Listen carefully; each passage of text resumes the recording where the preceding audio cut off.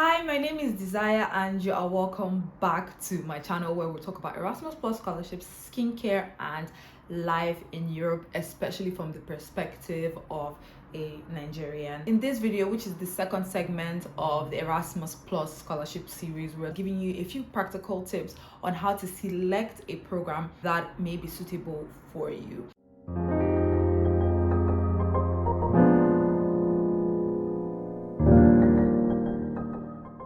Please subscribe to the channel, and if you do enjoy this video, please give it a thumbs up.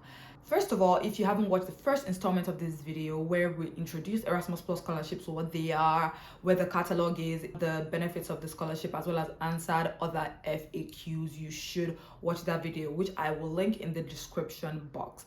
Now, going ahead to today's video, here are 3 things you should think about before you decide to apply for any Erasmus Plus scholarship. Remember that these are master's degrees, and that means that you must have had an undergrad degree before you apply for them in the first place. There are 3 things that I would advise that you do before you choose any program.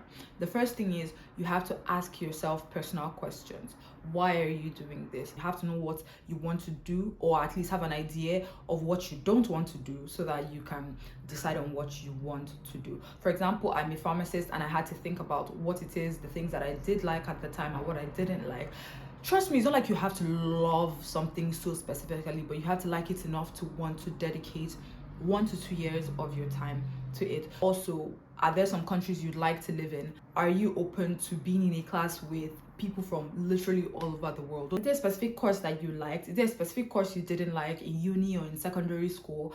And see, oh, okay, if this course has it or doesn't have it. I know it sounds like a really simple thing, but it's something that if you sit down to introspect, you can determine how much of a sacrifice you're willing to take for any program you decide to apply for. Because if you go there and you're spending another 2 years of your life doing something that you absolutely hate, that is not great.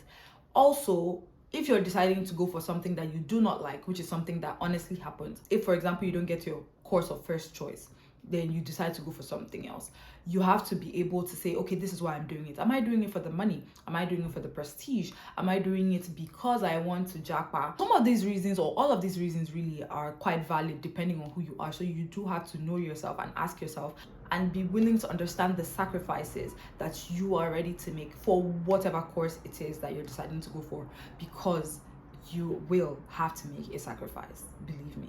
Number 2 is to do your research. This goes without saying, but it's very important because you need to know fully what the course is about. Go to the website, read and read and read the website as many times as possible. You will go to the website of the school in the catalog, which I will link again in the description below, so that you can see what courses are available. Read through the website and see what it is that they do course by course, year by year, semester by semester.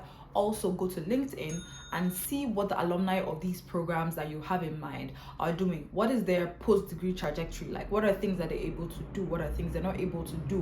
What are some of the easier things they've done? What are some of the harder things they've done? It just gives you an idea, because at the end of the day, you can't really tell where life will take you, but at least it gives you an idea of what to expect or what not to expect. And number 3 is you should try to consciously improve your chances. Now, this is not just about what academic prowess you have, is also about, can you get volunteer experience?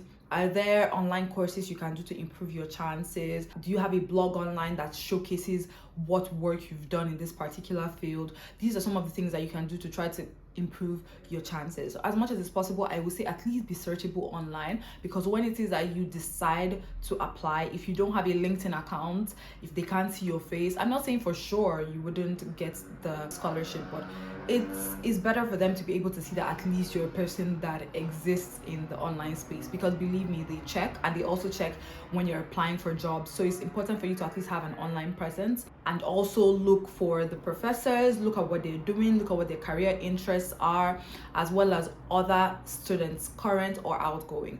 As much as it's possible, if you can reach out to some of the students to ask some questions, and they can give you true and honest feedback, and also just generally helpful feedback. So those are the 3 things that I would say that you should do at the very least before you decide to apply for a program. Remember that there is no real application limit anymore. You can apply to as many programs as you want. Thank you so much for watching this video. Enjoy the rest of your day.